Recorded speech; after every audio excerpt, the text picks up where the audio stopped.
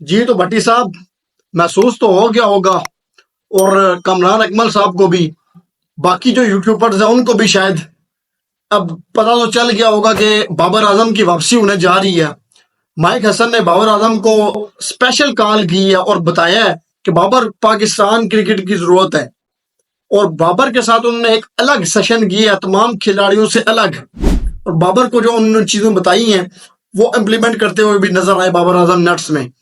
اور بابر اعظم جس طرح کی نیٹس میں پریکٹس کر رہے تھے یا کروائی جا رہی تھی کوچز کی طرف سے، بیٹنگ کوچ جو ہے ان کی طرف سے، تو اب ایسا لگ رہا تھا، اور باتیں بھی بہت زیادہ چل رہی ہیں کہ جو 2025 کا ایشیا کپ ہے اس میں بابر اعظم کی واپسی ہو سکتی ہے۔ اس سے پہلے جو ویسٹ انڈیز کے اگینسٹ ہم نے اگلے مہینے میں سیریز کھیلنی ہے اس میں بھی چانس بن رہے ہیں کہ بابر اعظم T20 کرکٹ میں واپس آ سکتے ہیں۔ وہ اس وجہ سے میں بتاتا ہوں آپ کو وجہ، اور دوسرا ہم پہلے یہ بات کر لیتے ہیں کہ بابر جو 2025 کا ایشیا کپ ہے اس میں بھی کھیلیں گے، اور 2026 کا ورلڈ کپ ہے T20 اس میں بھی کھیلیں گے۔ بابر کنفرم بات ہے یہ۔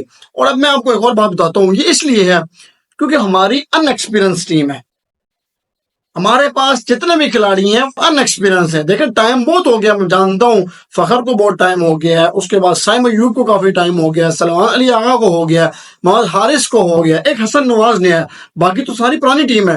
لیکن پھر بھی ورلڈ کرکٹ میں جس کو کلاس کہا جاتا ہے اس طرح کے پلیئرز کا ہونا بہت ضروری ہوتا ہے ٹیم میں۔ انڈیا والے پاگل تو نہیں ہے جو وراٹ کوہلی کو آخری ورلڈ کپ تک کھلاتے گئے۔ وراٹ کوہلی کا اگر آپ کو 2021 کا ورلڈ کپ یاد ہے نا، تو وراٹ کوہلی بہت سلو ہو گیا تھا، بہت ہی زیادہ سلو، مطلب کہ 40 پہ 50 کر رہا تھا، 50 پہ 60 کر رہا تھا، 50 پہ 65 مار رہا تھا، اس طرح سکور کر رہا تھا۔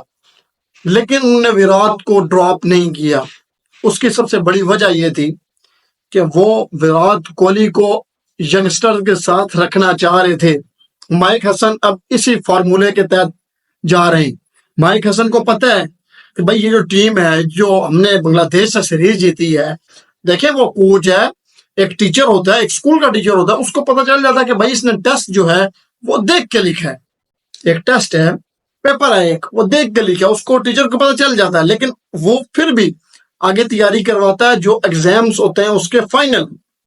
اسی طرح مائک حسن نے ان کو چیک کر لیا ہے کہ بھائی یہ کس پانی میں سارے۔ بنگلہ دیش کی جس طرح کی بالنگ تھی، میں یہ سمجھتا ہوں کہ ہمارے جو کلب لیول کے لڑکے ہیں وہ ان سے اچھی تگڑی بالنگ کروا سکتے ہیں۔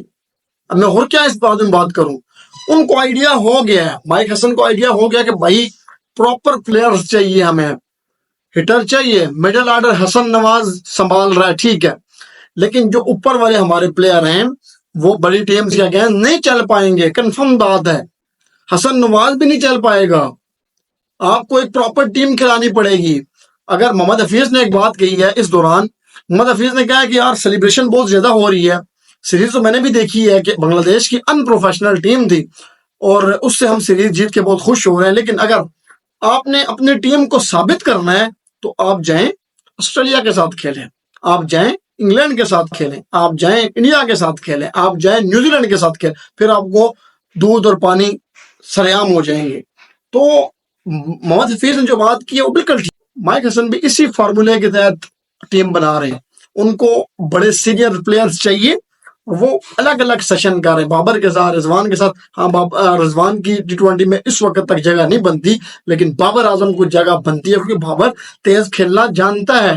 یہ جو لڑکے ہیں ان کے اسٹرائک ریٹ سب بابر سے کم ہیں، جو ابھی ٹیم میں آئے، جو بھی بیان بازی بہت کر رہے ہیں یہ لڑکے۔ تو بابر اعظم کی فائنلی واپس ہوئی ہے، اور ان لوگوں کے منہ پہ تماچا ہے۔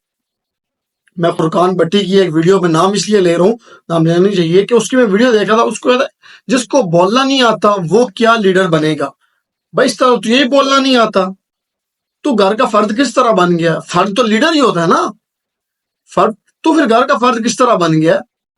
تو بھائی تو شرم آنی چاہیے کسی کا اس طرح کا پوائنٹ نکالتے ہوئے، کسی کو ڈی گریڈ کرتے ہوئے۔ خود تمہاری حالت دیکھو، شاید تم زندگی ساری گراؤنڈ میں نہیں گئے۔